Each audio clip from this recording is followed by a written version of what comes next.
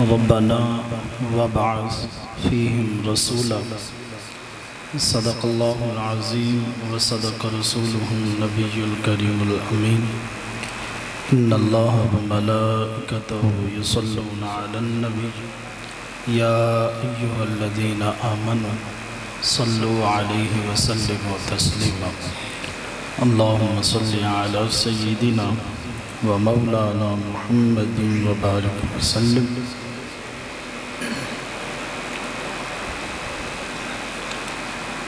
لائق حمد ہے خدا اور حمد ہے خدا کے لیے، لائق حمد ہے خدا اور حمد ہے خدا کے لیے۔ آج یہ بزم سجائی ہے ثنا کے لیے، ثنا تو ازل سے ہے مصطفیٰ کے لیے۔ سر محفل کرم اتنا میری سرکار ہو جائے، سر محفل کرم اتنا میری سرکار ہو جائے، نگاہیں منتظر رہ جائیں اور دیدار ہو جائے۔ تصور میں تیری ہر شے پہ نظریں جماتا ہوں، نہ جانے کون سی شے میں تیرا دیدار ہو جائے۔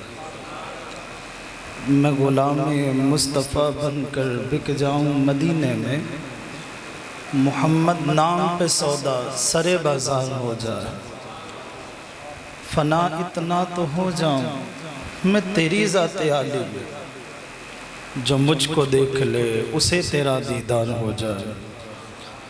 تجھے منظور ہے پردہ مجھے پاسے ادب ورنہ، تجھے منظور ہے پردہ مجھے پاسے ادب ورنہ، میں جب چاہوں جہاں چاہوں تیرا دیدار ہو جائے۔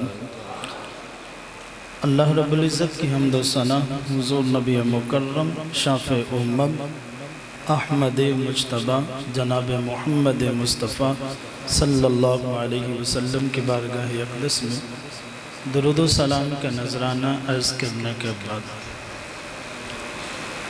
مبارکباد کے مستحق ہیں آپ تمام اہل علاقہ کے لوگ کہ آج کی اس عظیم الشان محفل میلاد النبی صلی اللہ علیہ وسلم کا حصہ بنے، اور بالخصوص مبارکباد کے مستحق ہیں قبلہ سید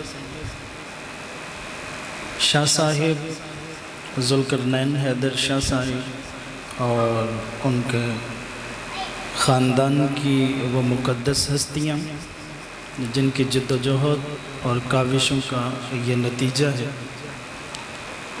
رب خالق بھی ہے مالک بھی ہے، وہ سینوں کے راز بھی جانتا ہے، وہ بند لبوں کی بولیاں بھی جانتا ہے، وہ جانتا ہے اس میلاد کے لیے کس نے کتنی کاوش کی۔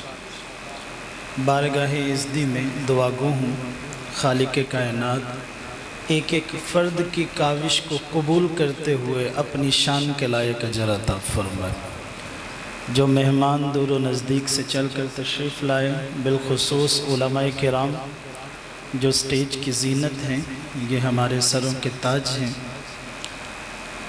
اور آپ احباب کی خوش قسمتی ہے کہ آپ ایک ہی محفل کے اندر کثیر تعداد میں موجود علماء کی زیارت سے مشرف ہیں۔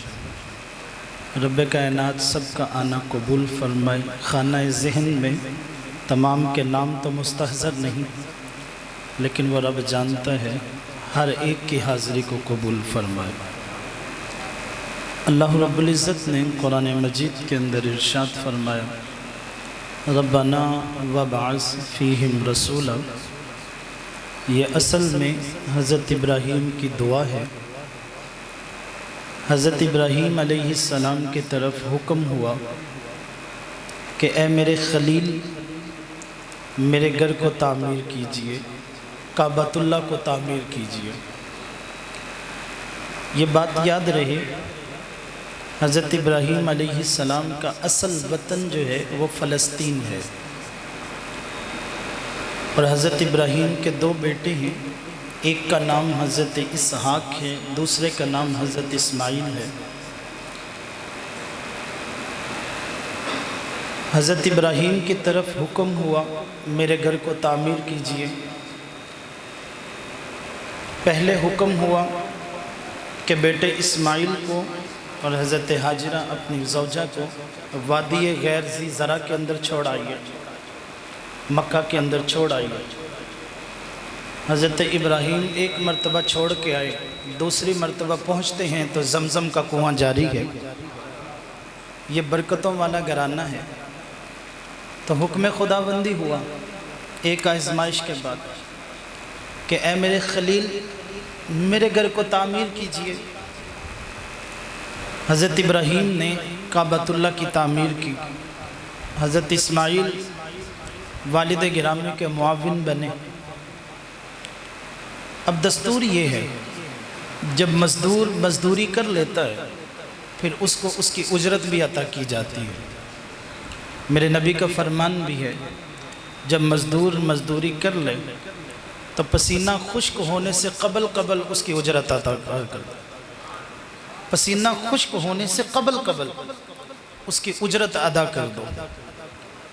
تو حضرت ابراہیم نے اللہ کا گھر بنایا تو خدا نے بھی فرمایا اے میرے خلیل تو نے میرا گھر بنایا ہے، مانگیے کیا مانگتے ہیں، مانگنا آپ کا کام ہے، عطا کرنا آپ کے رب کا کام ہے۔ پھر حضرت ابراہیم نے ایک دعا مانگی، رب نے اس دعا کو بھی قرآن کی زینت بنا دیا۔ ربنا وابعث فیہم رسولا۔ حضرت ابراہیم نے عرض کی الہی تو اس بیٹے اسماعیل کی امت میں ایک رسول کو بھیج دے۔ گویا کہ حضرت ابراہیم نے یہ عرضی کی الہی میں تجھ سے دنیا کے خزانے نہیں مانگتا، میں تجھ سے دنیا کی بادشاہت نہیں مانگتا، مجھے اور کچھ نہیں چاہیے، میں تجھ سے محض آمنہ کا لال مانگتا ہوں۔ اب ذرا غور کیجئے گا، جب کسی سے مانگا جاتا ہے تو اس کی شان، اس کی حیثیت اور اس کے سٹیٹس کے مطابق مانگا جاتا ہے۔ ایک شخص حاجت مند ہو اور اسے کسی وڈیرے کے پاس جانا پڑ جائے اپنی حاجت روائی کے لیے، کسی چودھری کے پاس جانا پڑ جائے تو پہلے تو اپائنٹمنٹ لینا پڑتی ہے، وقت لینا پڑتا ہے،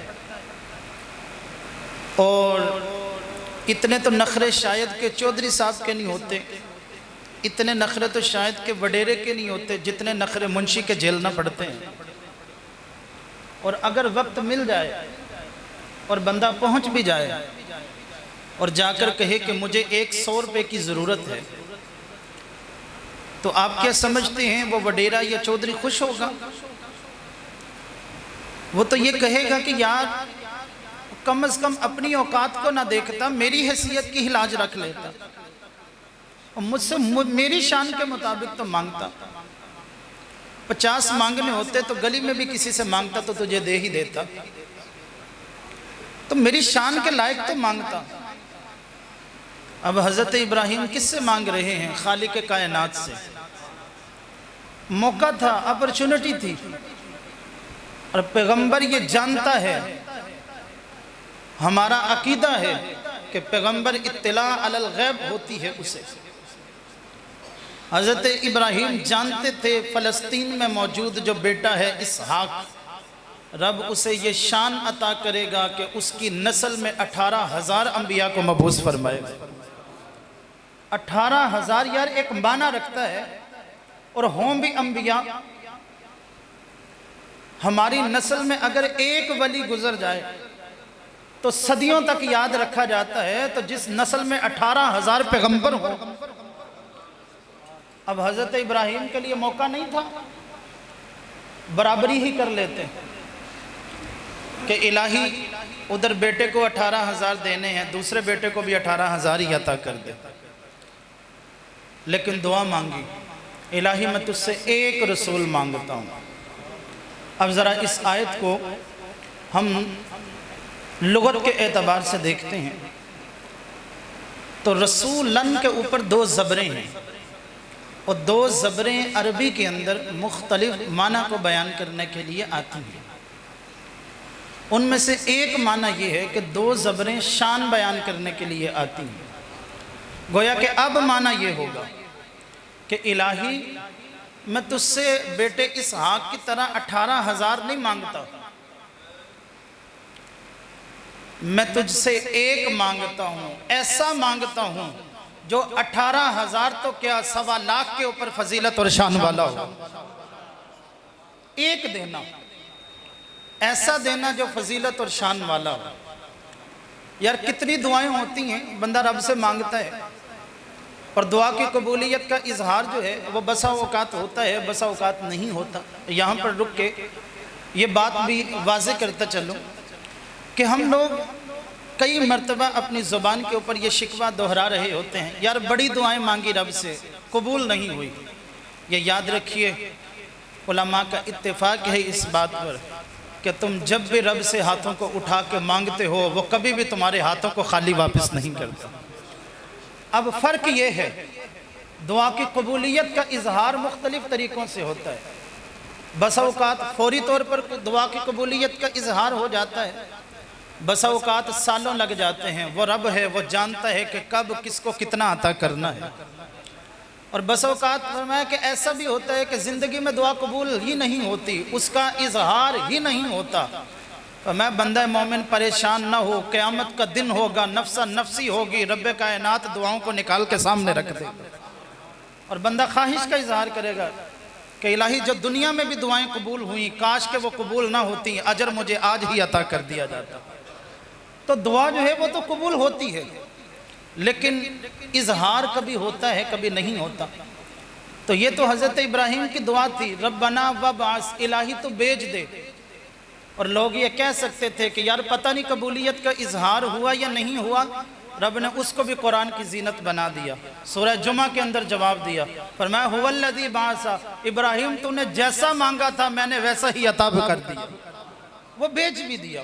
اب ذرا دیکھیے، حضرت ابراہیم خلیل اللہ ہیں، اللہ کے دوست ہیں، آمین کہنے والے اسماعیل ذبیح اللہ ہیں، اور یار جس سے مانگا جا رہا ہے وہ خالق بھی ہے، وہ مالک بھی ہے، تو کیا کوئی معمولی چیز مانگی جائے گی؟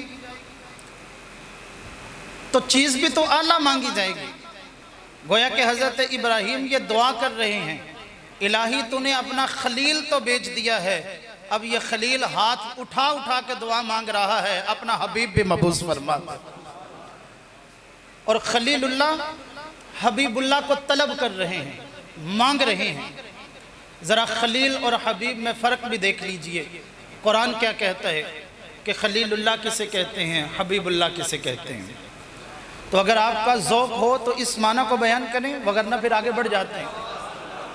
اللہ رب العزت نے قرآن مجید کے اندر ارشاد فرمایا وَكَذَلِكَ نُرِي إِبْرَاهِيمَ مَلَكُوتَ السَّمَاوَاتِ وَالْأَرْضِ، فرمایا ابراہیم تو وہ ہے جس کو ہم نے آسمانوں کی بھی نشانیاں دکھلائیں، جس کو ہم نے زمین کی بھی نشانیاں دکھلائیں۔ یار جسے رب آسمانوں کی بھی نشانیاں دکھائے، جسے رب زمین کی بھی نشانیاں دکھائے، اسے ابراہیم خلیل اللہ کہتے ہیں، جسے رب اپنا آپ دکھائے اسے حبیب اللہ کہتے ہیں۔ ابراہیم پتھر کے اوپر ہیں، پتھر زمین پر ہے، نگاہ جھکاتے ہیں تو زمین کی چھاتی چیر دی جاتی ہے، تحت الثری کو دیکھ لیتے ہیں، اٹھاتے ہیں تو عرش خدا کو دیکھ لیتے ہیں۔ یار ہماری نگاہوں کا عالم تو یہ ہے کہ نگاہ اس چھت سے اوپر نہیں جاتی، ایک تمبو ہو تو اس سے اوپر نہیں جاتی، آسمان میں بدلی آ جائے تو نگاہ اس سے اوپر نہیں جاتی، تھک ہار کے واپس پلٹ آتی ہے۔ یار قربان نہ جائیں اس نگاہ کے اوپر کہ جو جھکے تو تحت الثری کو دیکھ لے، اٹھے تو عرش خدا کو دیکھ لے۔ یار جس کی نگاہ کا عالم یہ ہو اسے خلیل اللہ کہتے ہیں، اور جس کے قدم عرش پر پہنچے اسے حبیب اللہ کہتے ہیں۔ یہ ایک خلیل ہیں اور مانگا جا رہا ہے وہ حبیب ہیں، اور قرآن یہ کہتا ہے کہ خلیل اللہ کون ہے؟ یار خلیل وہ ہے جو تمنائے وصل کرے، جو آرزو کرے، جو خواہش کرے کہ الہی اب دیدار چاہتے ہیں، اسے خلیل اللہ کہتے ہیں۔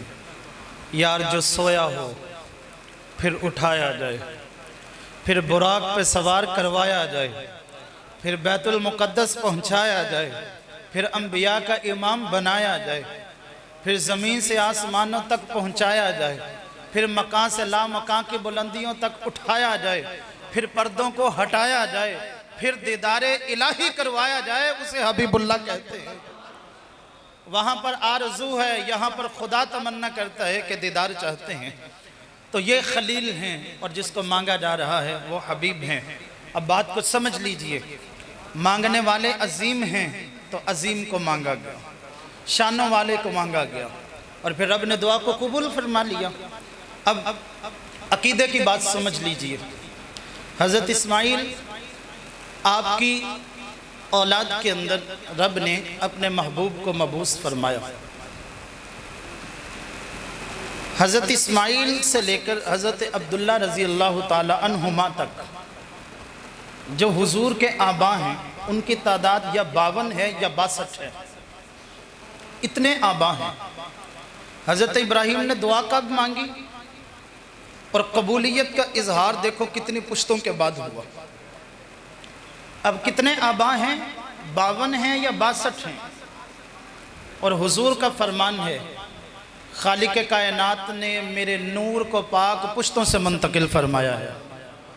ایک ایک پشت پاکیزہ ہے، طاہر ہے، مطہر ہے، ایک ایک پشت کے اندر نور ہے۔ اور یار ہمارا تو یہ بھی عقیدہ ہے، حضرت اسماعیل اگر آزمائشوں میں پورے اترے ہیں، یار پورے کیوں نہ اترتے؟ جب پیشانی میں نور محمدی چمکتا ہو تو پھر آزمائشوں پہ پورا نہیں اترا جائے گا۔ تو اتنے آبا ہیں، تمام کے تمام پاکیزہ ہیں، نور ہے۔ اب ذرا عقیدہ سمجھ لیجئے، حضرت ابراہیم نے رب سے کتنے رسول مانگے تھے؟ ایک۔ کیسا مانگا تھا؟ شانوں والا۔ تو جو رب اتنے آبا کے اندر کسی کو نبی اور رسول بنانا پسند نہیں کرتا، وہ اپنے حبیب کے بعد قادیان کے کسی کانے کو کیسے رسول بنا سکتا ہے؟ مانگنے والے نے ایک مانگا تھا، شان والا مانگا تھا، عطا کرنے والے نے ایک دیا، شانوں والا عطا کر دیا۔ میں اب قیامت تک کسی رسول کی حاجت نہ رہے گی، قیامت تک کسی کتاب کی حاجت نہ رہے گی، اور یہ شانیں اپنے رسول کو رب کائنات نے عطا فرمائی۔ اور پھر فرمایا میرے حبیب کی تو شان وراء الورا ہے، ہم نے تو اپنے نبی کو یہ فضیلت عطا کر دی کہ جس چیز کی نسبت میرے رسول کے ساتھ ہوتی چلی گئی، ہم نے تو اسے بھی فضل اور کمال عطا فرما دیا۔ وہ نبی کی شان تو شان، صرف نسبت۔ میں یہاں پر آپ کے ذوق کے حوالے سے میں کوشش کر رہا ہوں کہ آسان سے آسان کر کے بات آپ تک پہنچا سکوں، کیونکہ میں سمجھتا ہوں کہ ہم ایک دیہات سے تعلق رکھتے ہیں تو مشکل ہوتا ہے کئی مرتبہ باتوں کو سمجھنا۔ تو میں پروفیشنلی ایک ٹیچر ہوں، تو میں کوشش کر رہا ہوں کہ الفاظ کو آسان سے آسان کر کے آپ کے سامنے رکھوں تاکہ بات سمجھ آ جائے۔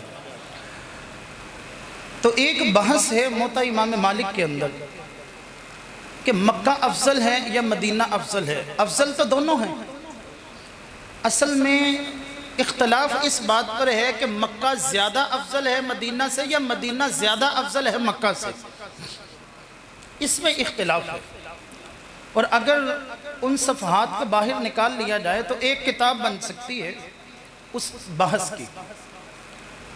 تو جنہوں نے کہا کہ مکہ افضل ہے مدینہ سے، انہوں نے پھر دلیل بھی دی۔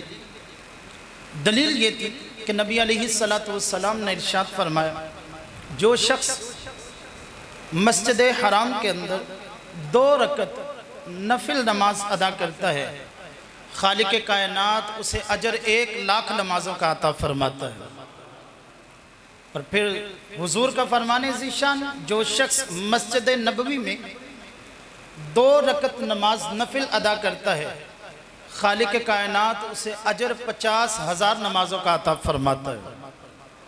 تو جنہوں نے کہا کہ مکہ افضل ہے، انہوں نے یہ دلیل دی، دیکھو زیادہ نمازوں کا ثواب مکہ میں ہے تو مکہ افضل ہوا۔ تو جنہوں نے مدینہ کے افضل ہونے کی دلیل دی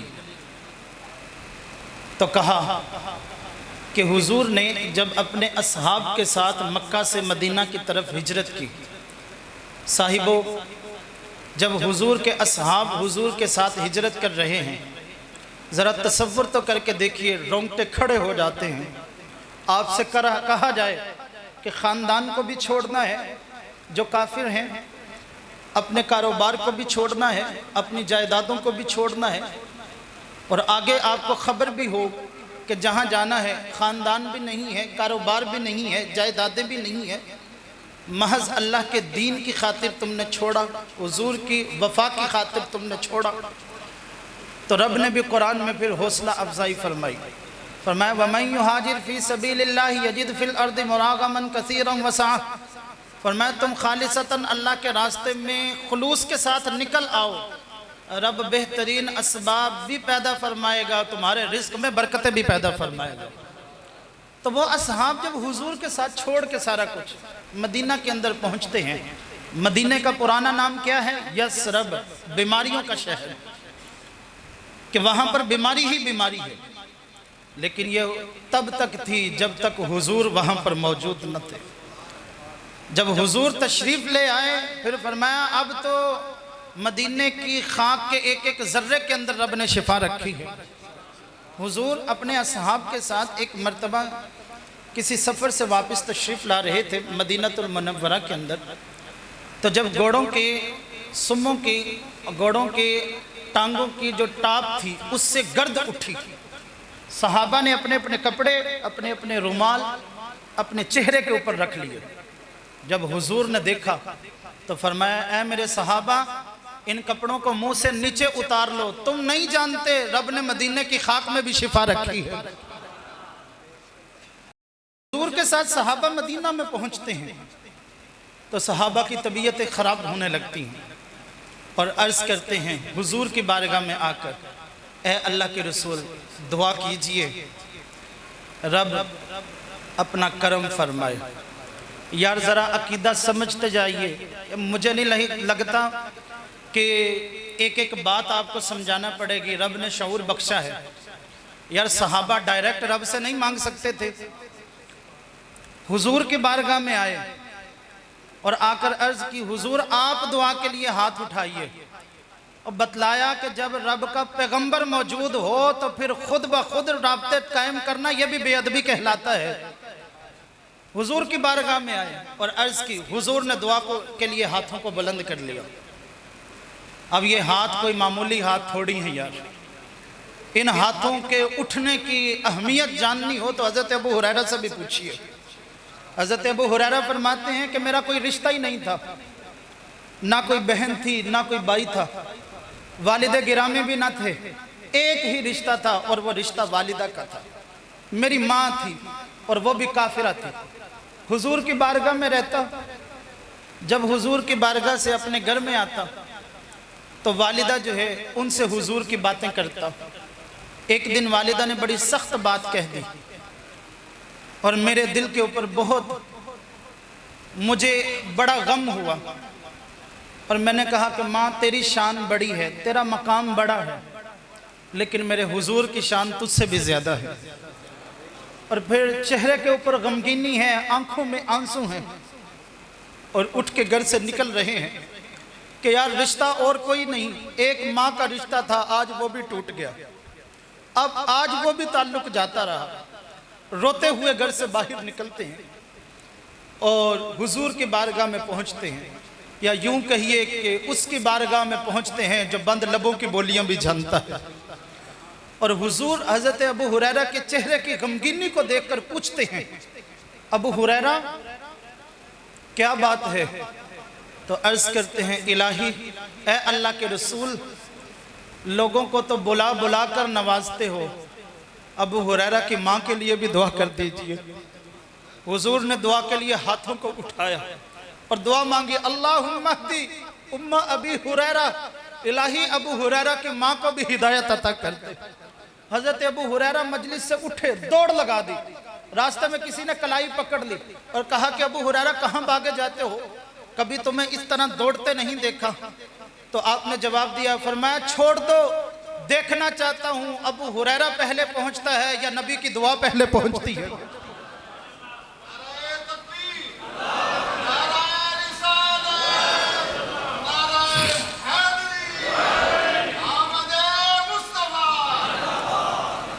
تو فرماتے ہیں چھوڑ دو مجھے، دیکھنا چاہتا ہوں ابو ہریرہ پہلے پہنچتا ہے یا ابو ہریرہ کے نبی کی دعا پہلے پہنچتی ہے؟ فرماتے ہیں میں گھر پہنچا، دروازے کے اوپر دستک دی، اندر سے میٹھے لہجے میں آواز آئی، ابو ہریرہ رک ابھی کھولتی ہوں۔ ابو ہریرہ فرماتے ہیں کہ ماں کا میٹھا لہجہ یہ بتا رہا تھا کہ ابو ہریرہ تجھے دیر ہو چکی ہے، تیرے نبی کی دعا کی خوشبو ابھی آ رہی ہے۔ تو یہ حضور کے اٹھے ہوئے ہاتھ، تو صحابہ نے عرض کی، حضور نے دعا کے لیے ہاتھ اٹھا لیے اور دعا مانگی۔ صحابہ نے کون سا شہر چھوڑا تھا؟ مکہ چھوڑا تھا۔ جائیدادیں کہاں چھوڑی تھی؟ مکہ میں چھوڑی تھی۔ حضور نے دعا کے لیے ہاتھ بلند کیے تو عرض کی، الہی جتنی برکتیں تو نے مکہ میں رکھی ہیں اس سے دگنی برکتیں تو مدینے میں نازل فرما دے۔ اب مکے میں کتنی فضیلت ہے؟ 2 رکعت پڑھیں تو 1 لاکھ، مدینے میں 2 رکعت پڑھیں تو 50,000۔ تو جنہوں نے کہا کہ مکہ افضل ہے انہوں نے وہ دلیل دی، جنہوں نے کہا مدینہ افضل ہے پھر دلیل یہ دی کہ میرے نبی کا یہ فرمان بتاتا ہے جو شخص 2 رکعت نماز مکہ میں پڑھے ثواب 1 لاکھ نمازوں کا، جو مدینہ میں پڑھے حضور کی حدیث بتاتی ہے اسے رب اجر 1.5 لاکھ نمازوں کا عطا کرتا ہے۔ تو ہر جو بحث ہوتی ہے یار اس کا کوئی تتمہ ہوتا ہے، کوئی اختتام ہوتا ہے۔ پنجابی میں کہیں تو کوئی ونڈ ہوتی ہے کہ یار کوئی ونڈ بھی تو نکلنی چاہیے کہ مکہ افضل ہے مدینہ افضل ہے۔ تو پھر اس کا ایک خلاصہ بھی پیش کیا گیا اور پھر بتلایا کہ یار تم کس بحث میں ہو، تم بات کو سمجھو، تم اپنے مذہب کو، اپنے مسلک کو، اپنے عقیدے کو سمجھو۔ میں بات یہ ہے افضل مکہ بھی ہے افضل مدینہ بھی ہے، جو اصل بات ہے تم اس کی طرف کیوں نہیں آتے؟ میں جب میرے رسول مکہ میں تھے تو مکہ افضل تھا، جب مدینہ تشریف لے آئے تو مدینہ افضل ہو گیا۔ جب حضور غار ثور میں تھے غار ثور افضل تھا، غار ہیرا میں تشریف لے آئے تو غار ہیرا افضل ہو گیا۔ جب حضور کی پیشانی مبارک حضرت عائشہ کے بدن پہ تھی تو اس وقت حضرت عائشہ افضل تھی۔ ہجرت کی رات جب حضور کے قدم مبارک ابو بکر صدیق کے کندھوں پر تھے تو وہ کندھے افضل تھے۔ جب حضور معراج کی رات آسمانوں پر تشریف لے گئے تو آسمان سب سے افضل تھے۔ یار بات نسبت کی ہے، جو چیز میرے نبی کے بدن اقدس کے ساتھ جڑتی چلی گئی رب نے اسے بھی فضیلت اور کمال عطا فرما دیا۔ یار دیکھیے نا مکہ المکرمہ ہے، حالات یہ ہیں اور رواج یہ ہے مکہ کا، جو بھی بچہ پیدا ہوتا ہے اسے دیہات میں بیچ دیا جاتا ہے۔ اس کی وجہ بالکل واضح ہے، مکہ کے اندر ایک شہر ہے، تجارت کے لیے بھی لوگ آتے ہیں اور عبادت کے لیے بھی لوگ آتے ہیں۔ آپ یہ سمجھتے ہیں جہاں پر عوام باہر سے آئے تو بیماریاں بھی آنے کا خدشہ ہوتا ہے اور زبان بھی اپنی حقیقت میں نہیں رہتی، تو بچوں کو دیہاتوں میں بیچ دیا جاتا۔ دیہاتوں سے خواتین آتی شہروں میں، جو بچے ہوتے ان کو لے جاتی، ان کی پرورش کرتی اور جب بچے واپس کرتی تو انہیں معاوضہ کچھ ملتا، کچھ انعامی رقم ملتی، تو اس سے گھر کا چولہا چلتا۔ تو اسی مقصد کے لیے قبیلہ بنو سعد جو طائف کے قریب ہے، 10 خواتین کے اوپر مشتمل ایک قافلہ وہاں سے نکلتا ہے۔ اس میں ایک خاتون سوار ہے جس کا نام حضرت حلیمہ سعدیہ ہے۔ آپ کی سواری لاغر ہے، کمزور ہے، سست ہے، تیز نہیں چلتی۔ جو دوسری خواتین ہیں ان کی سواریاں تیز چلتی ہیں، وہ آگے نکل جاتی ہیں تو وہ کھڑی ہو کر انتظار کرتی ہیں حضرت حلیمہ کی سواری کا۔ جب یہ سواری ساتھ ملتی ہے تو پھر دوبارہ سے اس کا آغاز ہوتا ہے۔ تو سفر یوں ہی کٹتا رہا۔ جب کعبے کی عمارتیں، مکہ کی عمارتیں نظر آنا شروع ہوئی تو خواتین نے کہا کہ حلیمہ دیکھ اب بات یہ ہے کہ پہلے جائیں پہلے پائیں، جو مالدار گھرانے ہیں ان کے جو بچے ہیں ان کی پرورش کریں گی تو مال زیادہ ملے گا۔ کہا کہ حلیمہ اب خطرے کی کوئی بات نہیں ہے، ہم تو جا رہی ہیں، تم آ جانا۔ حضرت حلیمہ جب مکہ میں پہنچتی ہیں تو پتہ چلتا ہے تمام مالدار گھرانوں کے بچوں کو لے لیا گیا۔ پتہ کرتی ہیں تو پتہ چلتا ہے کہ ایک بچہ ہے لیکن وہ بچہ یتیم ہے۔ دل پہ بڑا صدمہ گزرتا ہے، کچوکا آتا ہے کہ اتنا لمبا سفر بھی کیا، جو تقریباً 100 کلومیٹر کا سفر ہے طائف سے مکہ کا، اتنا لمبا سفر بھی کیا اور پھر سفر بھی کمزور سواری کے اوپر ہو، شدت کی گرمی بھی ہو، علاقہ بھی گرم ہو، تو سفر ضائع نہ ہو، تو دل میں خیال آیا کہ چلو جاتی جاتی ایک مرتبہ اس کا چہرہ نہ دیکھ لوں۔ تو حضور کے کاشانہ اقدس کی طرف حضرت حلیمہ آتی ہیں، اور یہ وہ مقدس در یتیم ہے۔ حضرت حلیمہ اس وقت تو نہیں جانتی کہ یہ کوئی عام تھوڑی ہے، یہ تو رحمت للعالمین ہے۔ حضرت آمینہ رضی اللہ تعالی عنہ آپ خود فرمایا کرتی کہ جب حضور میرے بطن اطہر میں تھے، جب میں آب زمزم کے کنویں پر جاتی، کنویں کا پانی بھی مجھے سلامی پیش کرنے منڈیر پر آ جایا کرتا تھا۔ مکہ کی خواتین کہتی تھی آمینہ ابھی نہ جانا، تم جاتی ہو تو یہ پانی بھی منہ پھیر جاتا ہے۔ حضرت آمینہ فرماتی ہے میں گھر سے باہر نکلتی ہوں تو میں دیکھتی ہوں کہ جو راستے میں درخت ہوتے ہیں وہ بھی جھک جھک کے میرے سونے کو سلامیاں پیش کرتے ہیں۔ تو اس سونے کے گھر حضرت حلیمہ جا رہی ہیں، جب پہنچتی ہیں تو دیکھتی ہیں کہ حضور کے بدن اقدس کے اوپر ایک چادر ہے، تو چہرے سے چادر کو اس طرح پیچھے ہٹاتی ہیں تو فرماتی ہیں حضور مجھے دیکھ کر مسکرانے لگے، اور پھر میں نے جی میں کہا حلیمہ تجھے بدلے میں کوئی انعامی رقم نہ بھی ملے، اس سونے کی مسکراہٹ ہی تیرے لیے کافی ہے۔ اور پھر حضرت آمینہ سے کہتی ہیں آمینہ میں ایک دایا ہوں اور بچوں کی پرورش کرتی ہوں، میرے تعلقات دوسری خواتین کے ساتھ بھی ہیں، میں نے بڑے بڑے مالدار گھرانوں کے سونے بچے دیکھے، میں نے بڑے بڑے حسین بچے دیکھے، آمینہ میں نے تیرے لال جیسا سونا کوئی نہیں دیکھا۔ یار یہ تو حضرت حلیمہ ہیں، یہاں پر اس حسن کے اوپر تو بڑے بڑے شاعر، بڑے بڑے دلیر آدمی تھکے ہارے نظر آتے ہیں۔ حضرت حسان بن ثابت رضی اللہ تعالیٰ عنہ شاعر ہیں، اور آپ جانتے ہیں کہ شاعر حسن دیکھنے میں بڑا دلیر ہوا کرتا ہے۔ حضرت حسان وہ حضور کی نعت خوانی کیا کرتے ہیں، اور پھر شان حضرت حسان کی دیکھ لیجئے کیا ہے۔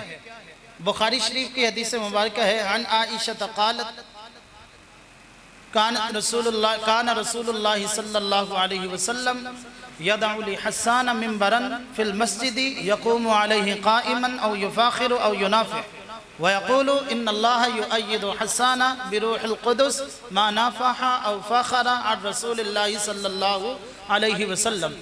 اما عائشہ صدیقہ فرماتی ہیں حضور مسجد نبوی شریف کے اندر ممبر رکھا کرتے تھے، اس ممبر پر کھڑے کھڑے حضرت حسان حضور کی نعت خوانی کرتے تھے۔ اس وقت حضور نے فرمایا میرے صحابہ سن لو، جب تک حسان میری نعت پڑھتا رہتا ہے رب کے فرشتے جبریل اس کی مدد کرتے رہتے ہیں۔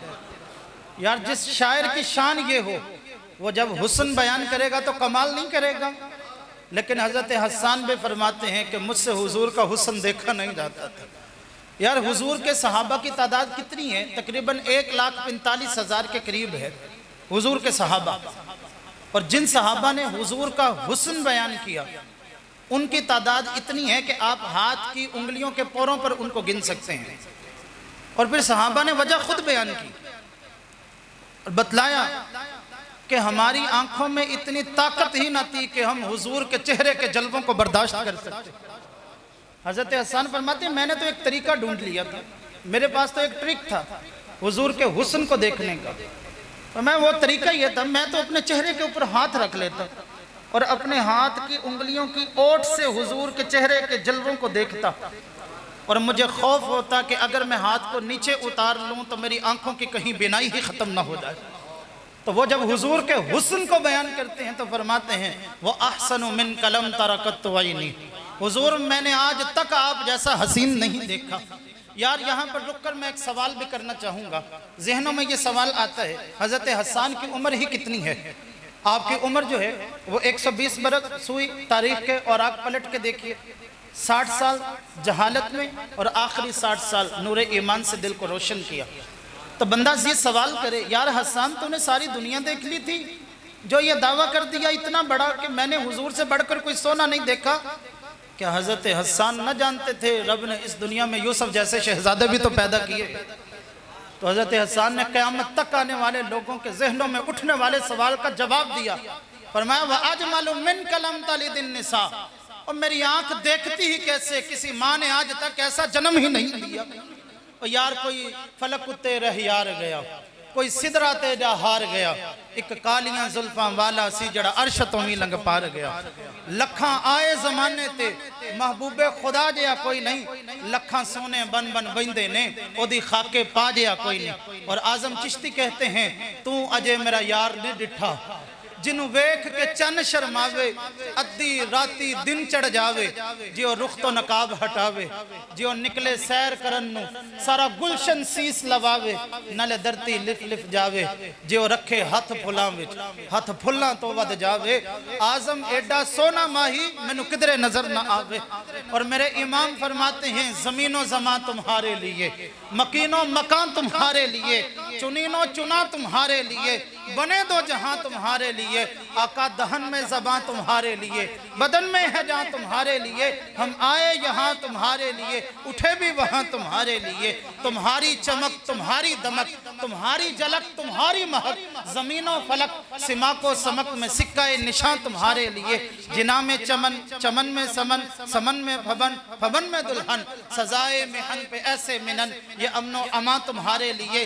صبا وہ چلے کہ باغ پھلے، وہ پھول کھلے کے دن ہوتے بلے، لوا کے تلے ثنا میں کھلے، رضا کی زبان تمہارے لیے۔ اور پیر میرے علی شاہ علیہ الرحمہ آپ فرماتے ہیں اس صورت نو میں جانا کھاں، اس صورت نو میں جانا کھاں، جانا کھاں کہ جانے جہانا کھاں، سچ آکھاں تے رب دی میں شانہ کھاں، جس شان تو شانہ سب بنیاں۔ یار یہ تو حضور کے چہرہ مبارک کا حسن ہے۔ اور حضرت جابر صدائیں دے دے کے کہہ رہے ہیں اور یارو آؤ مجھ سے بھی تو پوچھو کہ حضور کتنے سونے تھے۔ فرماتے ہیں کہ میں مسجد حرام کے اندر ہوں اور 14ویں رات کا چاند اپنی آب و تاب کے ساتھ چمک رہا ہے کہ اچانک میں نے آمد یار کی خوشبو محسوس کی۔ دیکھتا ہوں کہ حضور کے کندھوں پر سرخ داری دار چادر ہے اور حضور تشریف لا رہے ہیں۔ فرماتے ہیں کہ اس وقت میرے سامنے دو چیزوں کا حسن تھا، ایک طرف چاند بھی اپنے عروج اور کمال کے اوپر تھا اور دوسری طرف میرے سامنے حضور کی ذات ہے۔ آپ فرماتے ہیں کہ یار میں دیکھتا ہوں کہ وہ بھی بڑا حسین ہے، یہ بھی بڑے حسین ہیں، وہ بھی بڑا جمیل ہے، یہ بھی بڑے جمیل ہیں۔ یار جواب اس کا بھی نہیں ہے، جواب اس کا بھی نہیں ہے، خوبصورتی اس کی بھی بام عروج پر ہے، خوبصورتی آنے والے کی بھی بام عروج پر ہے۔ آپ فرماتے ہیں کہ میں دیکھتا ہوں ایک طرف آسمان کا چاند ہے، دوسری طرف آمینہ کا لال ہے۔ فرماتے ہیں آخرکار میں نے نتیجہ یہ نکالا فَإِذَا هُوَ أَحْسَنُ عِنْدِي مِنَ الْقَمَرِ، یار حضور تو چاند سے بھی بڑھ کر سونے ہیں۔ یار پھر مجھے کہہ لینے دیجئے کہ یار چاند دے نال مثال دینا یہ بھی تو کوئی انصاف نہیں، حضور دا تے چہرہ صاف تو سونا، وہ چاند دا تے چہرہ ہی صاف نہیں۔ اور پھر یہ تو حضور کے چہرے کا حسن ہے، اور جنہوں نے حضور کے چہرے کے جلووں کو نہیں دیکھا کہ طاقت نہ تھی آنکھوں میں، اور انہوں نے حضور کے کسی ایک اس کو دیکھا، تو اس صحابہ سے بھی پوچھئے، ان صحابہ سے بھی پوچھئے کہ وہ صحابہ جنہوں نے حضور کے نالان کو دیکھا، جنہوں نے حضور کے قدموں کو دیکھا، تو وہ کہتے ہیں کہ ہم میں اتنی طاقت تو نہ تھی کہ حضور کے چہرے کو دیکھ سکتے، لیکن ہم نے زندگی میں حضور کے قدموں کو لازمی دیکھا ہے۔ تو کہا کہ ہم نے جتنے سونے حضور کے قدم دیکھے، ہم نے تو زندگی میں ان قدموں سے سونا کسی کو نہیں دیکھا۔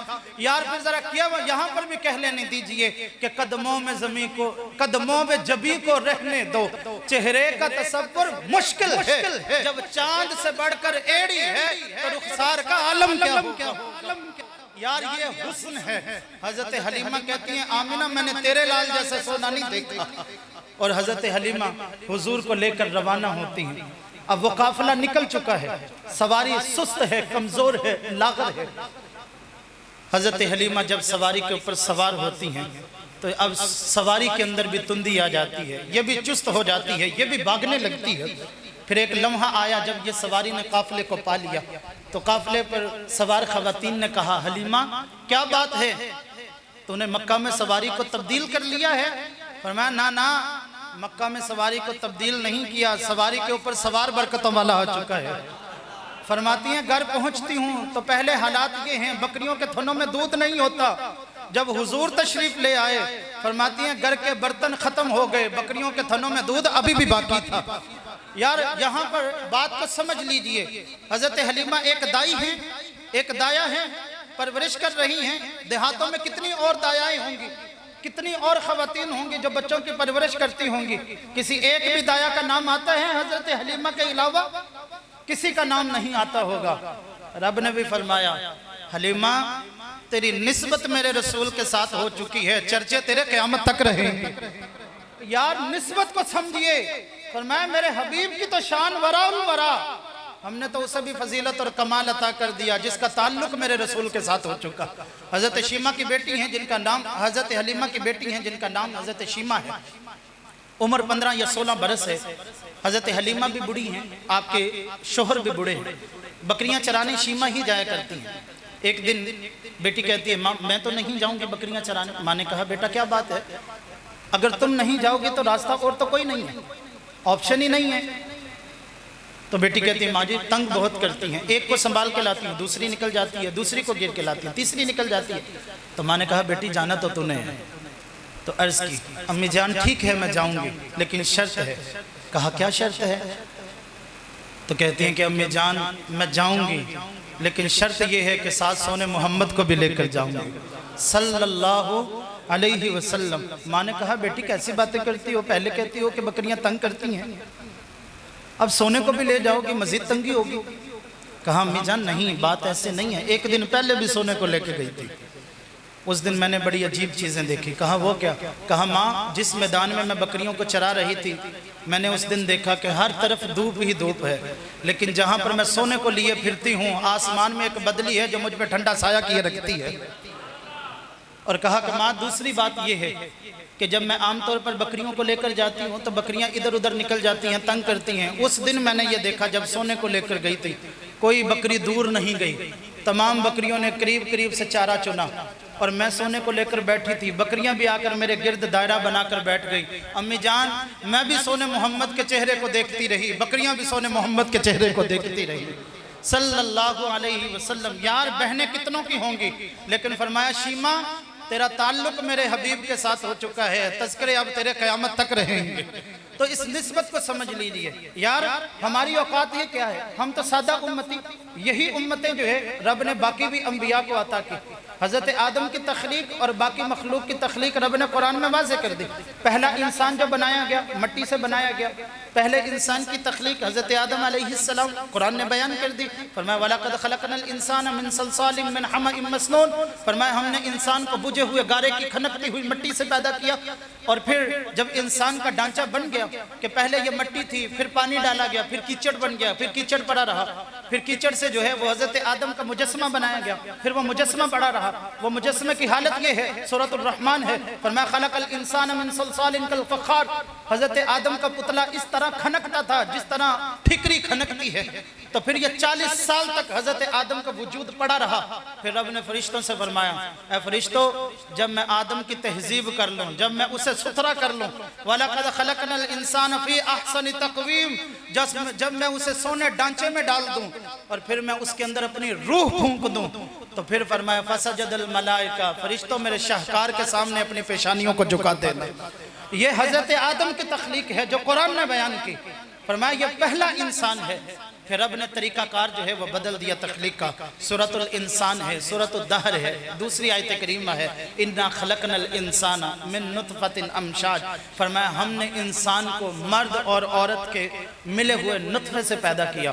یہ انسان کی تخلیق ہے جو قرآن نے بیان کر دی۔ یہی انسان ہے، تمام انبیاء کو یہی امت دی گئی، یہی دو کان، یہی دو آنکھیں، یہی چہرہ، یہی جسم، یہی بازو، یہی ٹانگ، یہی مخلوق دی گئی، تمام یہی امتیں دی گئی. لیکن فرمایا کہ اے میرے حبیب کی امت، تم اگرچہ ویسے ہی ہو لیکن تمہاری نسبت میرے رسول کے ساتھ ہو چکی ہے. اب میں رب قرآن میں خود ذکر کر رہا ہوں، کنتم خیر امہ، کسی سے بھی نہیں کہلوا رہا، میں خدا خود یہ اعلان کرتا ہوں تم بھی بہترین امت بن چکے ہو. اب تمہاری شان بھی بڑھ چکی ہے، تم بہترین امت ہو. تو صاحبو ہم یہ دیکھ لیں کہ یار ہم کہاں پر کھڑے ہیں.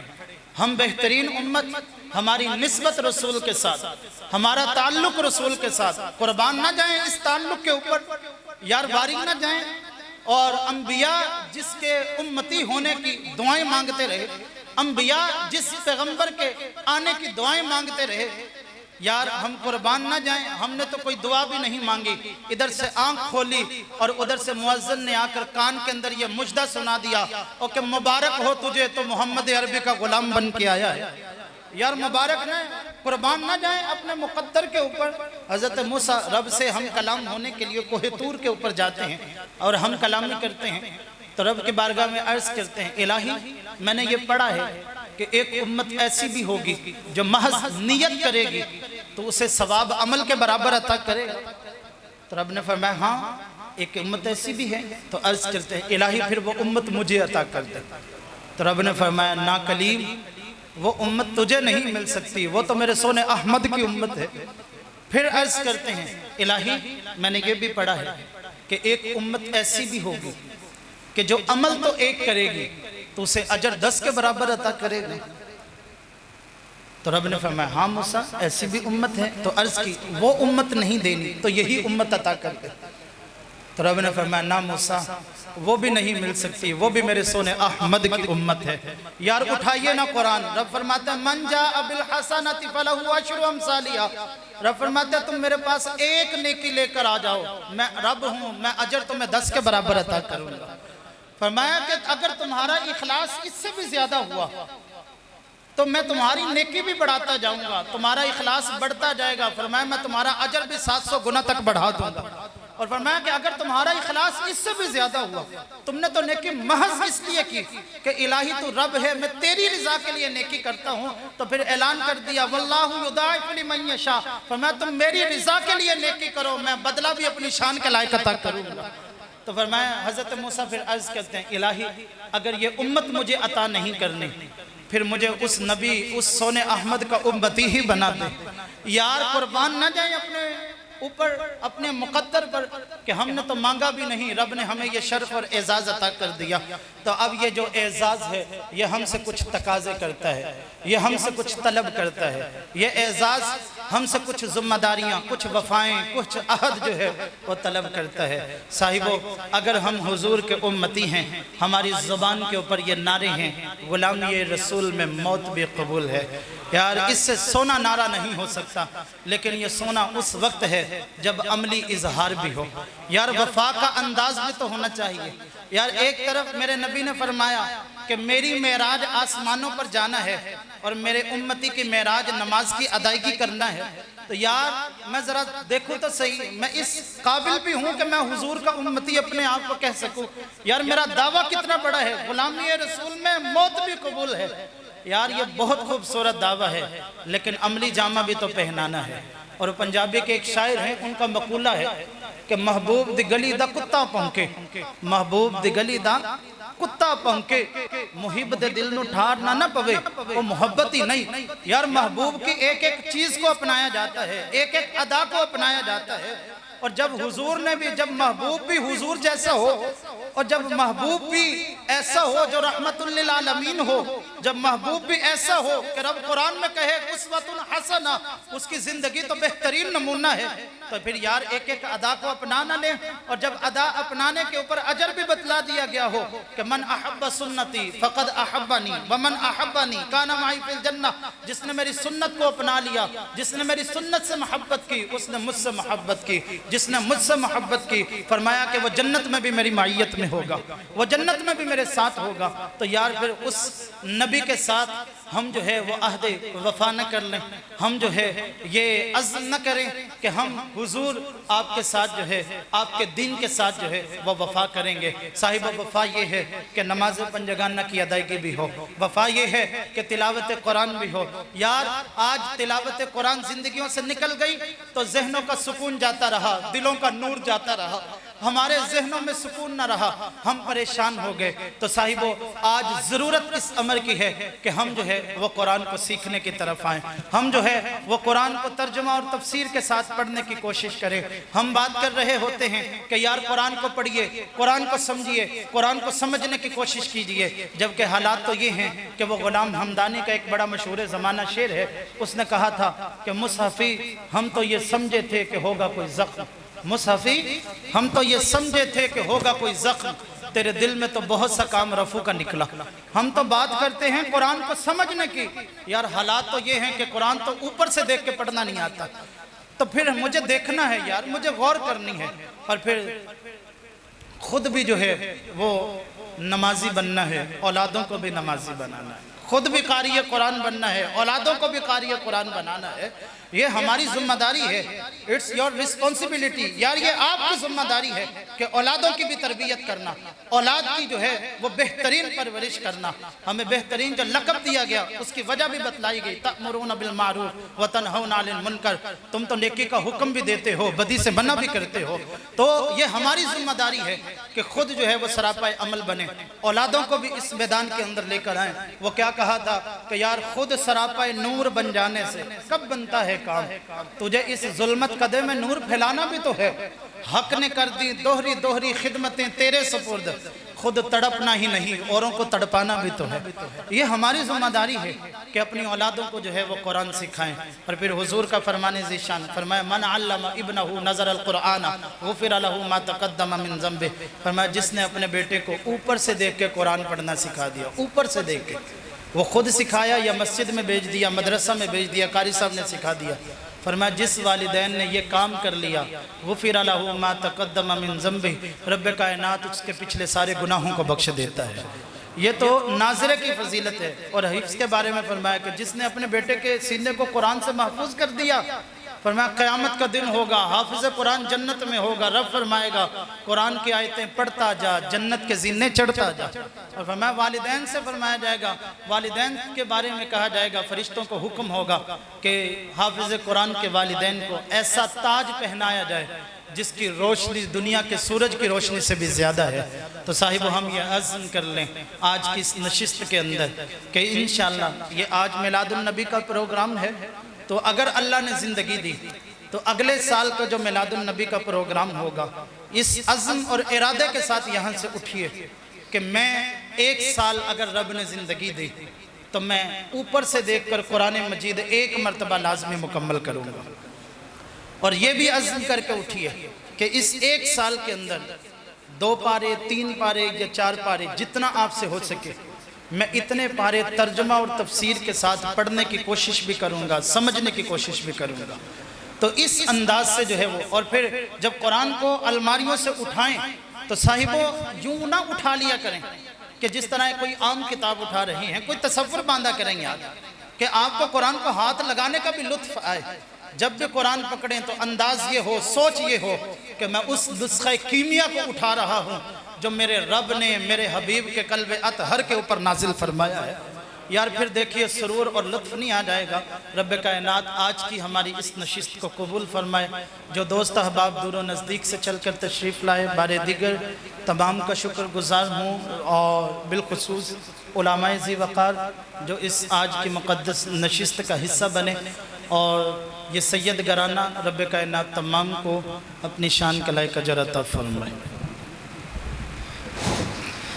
سبحان اللہ، بہت ہی خوبصورت انداز میں حضور علیہ السلام کی عظمت اور شان مقام بیان فرما رہے تھے۔ اللہ تعالیٰ علم و عمل میں، رزق میں مزید برکت عطا فرمائے۔